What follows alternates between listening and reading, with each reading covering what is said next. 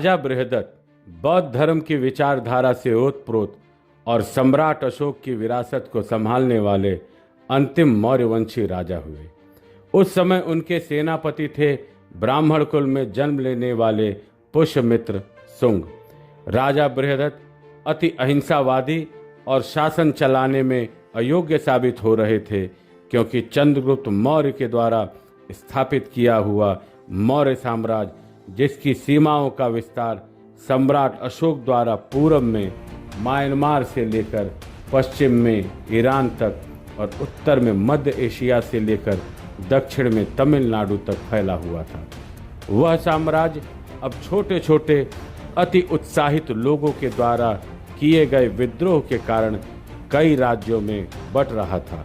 विद्रोह का मूल कारण मौर्यवंशी राजा बृहदत्त की अहिंसावादी नीति और विदेशी आक्रमणकारियों का भय था। सेनापति पुष्यमित्र शुंग के बार बार समझाने के बाद भी कि देश पर ग्रीक शासकों के आक्रमण का खतरा मंडरा रहा है, कि बौद्ध मठों में बौद्ध भिक्षु ग्रीक सैनिकों को शस्त्र और औजारों के साथ भिक्षु बनाकर छिपने में सहायता कर रहे हैं, ताकि ग्रीक शासक जब बाहर से आक्रमण करे तो विद्रोह देश के भीतर से भी शुरू हो जाए। लेकिन राजा बृहदत्त ने बौद्ध मठों के निरीक्षण के निवेदन को भारत की सुरक्षा का ध्यान नहीं रखते हुए सेनापति पुष्यमित्र शुंग को रोक दिया। वैदिक ज्ञान से ओतप्रोत और अपनी जन्मभूमि के प्रति मातृत्व भाव रखते हुए सेनापति पुष्यमित्र शुंग ने स्वेच्छा से ही बौद्ध मठों का निरीक्षण करवाया और ग्रीक सैनिक जो कि बौद्ध भिक्षु के रूप में भेष बदलकर विद्रोह की तैयारी कर रहे थे, उनका संहार कर दिया।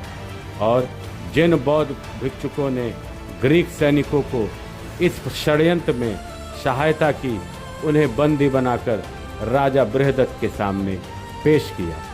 अपनी इस शासन की विफलता को देखकर राजा बृहदत्त ने अपने सेनापति पुष्यमित्र शुंग को धोखे से मारने का षड्यंत्र रचा, परंतु बृहदत्त रणकुशल पुष्यमित्र शुंग के हाथों पराजित हुए और उनकी मृत्यु हो गई। बाकी सैनिक जो पहले से ही अहिंसावादी राजा से नाराज थे, पुष्यमित्र शुंग को भारत का राजा मान लिया। समय था 185 ईसा पूर्व और शुंग वंश की स्थापना की।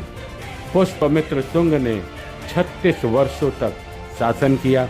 इस शासन में वैदिक धर्म का प्रचार और प्रसार हुआ। जैसा कि ज्ञात है, सम्राट अशोक के बाद भारत की धार्मिक व्यवस्था और प्रशासनिक व्यवस्था धीरे धीरे चरमराने लगी थी। राजा पुष्यमित्र शुंग ने शासन व्यवस्था को मजबूत किया और बाहरी आक्रमणकारी मुख्यतः ग्रीक राजाओं को सिंधु पार तक ढकेल दिया।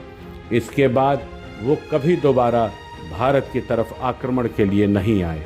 यहाँ एक चीज समझ लेनी चाहिए कि बौद्ध धर्म के लोगों ने ही ग्रीक शासकों की सहायता कर राजद्रोह किया था। पुष्यमित्र शुंग ने देशद्रोह करने वाले बौद्ध धर्म के अनुयायियों को सजा दी। भारत में वैदिक धर्म की विजय पताका लहराने वाले पुष्यमित्र शुंग ने ईसा पूर्व 185 से लेकर ईसा पूर्व 149 तक कुशल शासन किया। मित्रों, हमारे इतिहास के किताबों में पुष्यमित्र शुंग के बारे में हमें बहुत कम ही जानकारी मिली, मगर बौद्ध धर्म की वो किताबें जो श्रीलंका में, चाइना में, मलेशिया में, थाईलैंड में, यहाँ हमें पुष्यमित्र शुंग के बारे में, जिनके बारे में पुराणों में भी बताया गया है, हमें अपने इतिहास की किताबों में वो नहीं मिलती। धन्यवाद दोस्तों।